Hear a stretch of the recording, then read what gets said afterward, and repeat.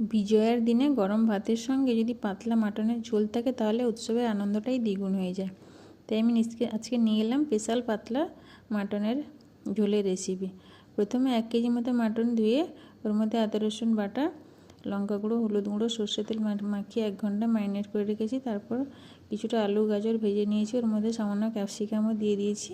এরপর কড়াইতে তেল গরম করে শুকনো গরম মশলা আর তেজপাতা দিয়ে পেঁয়াজ কুচি দিয়ে দিয়েছি। পেঁয়াজটা লাল হওয়া পর্যন্ত ভাজতে থাকবো। এরপর আদা রসুন কাঁচা লঙ্কা বাটা দিয়ে দেব। তারপরে জিরে ধনে লঙ্কা গুঁড়ো হলুদ গুঁড়ো একটা বাটিতে জলে গুলিয়ে রেখেছিলাম, ওটা দিয়ে আরও কিছুক্ষণ কষে ম্যারিনেট করা মাটনটা দিয়ে দেবো। তারপর ঢাকা দিয়ে আরও কিছুক্ষণ কষে নেব।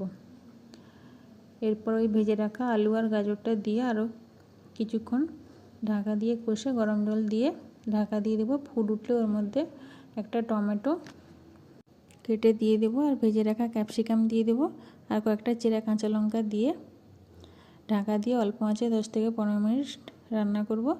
শেষে একটু গরম মশলা বেটে দিয়ে আঁচটা বন্ধ করে ঢাকা দিয়ে কিছুক্ষণ রেখে দেবো। তারপর নামিয়ে গরম গরম ভাতের সঙ্গে পরিবেশন করব। ভিডিওটি ভালো লাগলে কমেন্টে জানিও এবং ফলো দিয়ে পাশে থেকো। টাটা।